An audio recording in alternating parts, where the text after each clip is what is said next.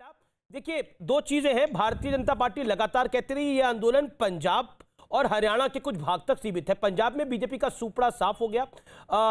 हालांकि बहुत strong party नहीं थी, लेकिन जहां जहां पहले थी वहां भी हार गई। कांग्रेस की एक बड़ी जीत हुई। गुजरात के अंदर बीजेपी ने आज एक बड़ी जीत दर्ज करी।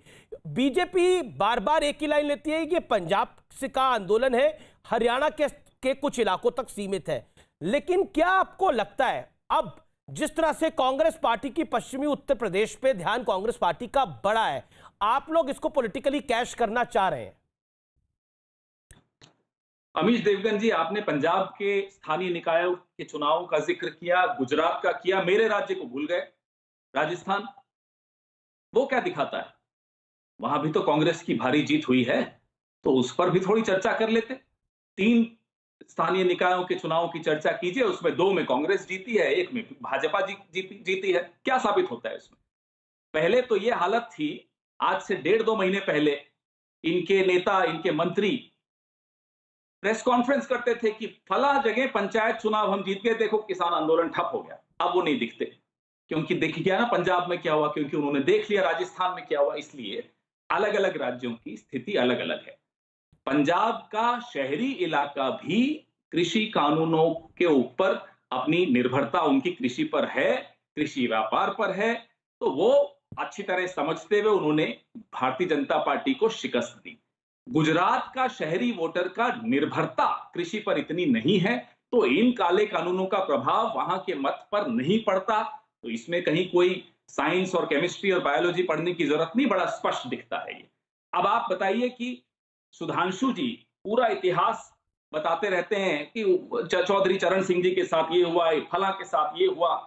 बैठे बैठे कृष्ण भगवान के साथ नरेंद्र मोदी जी की तुलना करते हैं। अरे साहब, भगवानों को तो बख्श दीजिए, आपके लिए भगवान होंगे मोदी जी, आपको मुबारक हो आपके भगवान। हमारे भगवानों को तो अकेला छोड़ दीजिए, कम से कम उनका स्तर इतना नीचे मत लाइए कि मोदी जी की तुलना अब आप कृष्ण भगवान से करने लगे। मोदी जी एक इंसान है और अच्छा इंसान बनना चाहिए सबको। उम्मीद करता हूं और अच्छे इंसान बनेंगे, लेकिन भगवान तो कतई नहीं है, इसलिए कम से कम ऐसी तुलनाएं मत कीजिए। राहुल गांधी के ज्ञान की बात कर रहे हैं।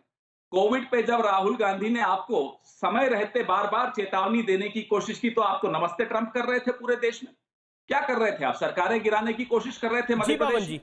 तो राहुल गांधी के ज्ञान पर तो प्रश्न चिन्ह अब आप लगाना बंद कर दीजिए, क्योंकि अब लोग आपकी हंसी उड़ाते हैं। जी, जो आप राहुल गांधी का नाम लेते हैं, लोग आप पर हंसते हैं कि देखो ये ठीक है, अच्छा एक नेता है, उसको उसकी हंसी उड़ा रहे। मत करिए, अब आपको शोभा नहीं देता। अब इसकी मियाद खत्म हो गई, कुछ और नया लाइए। अपनी जो आपकी विफलताएं हैं उनको छिपाने के लिए कोई नए बहाने लाइए, ये नहीं चल पाएंगे। नरेंद्र मोदी, नरेंद्र मोदी, नरेंद्र मोदी, नरेंद्र मोदी, नरेंद्र मोदी, नरेंद्र मोदी। इस वीडियो के सामने आने के बाद सवाल तो बनता ही है, अगर हम करें तो करें क्या, बोले तो बोले क्या? झूठ बोलो, बार बार झूठ बोलो, जो भी बोल सकते हैं सब झूठ बोलो, जहां भी बोल सकते हैं झूठ बोलो, जितनी बार बोल सकते हैं झूठ बोलो, किसी भी विषय पर बोलो तो सिर्फ और सिर्फ झूठ बोलो। एक ही काम, झूठ बोलो, झूठ बोलो, झूठ बोलो, बार बार बोलो, बार बार बोलो, बार बार बोलो, हर जगह पे बोलो और जोर जोर से बोलो। वाह मोदी जी, वाह वाह वाह। Big thank you for being here.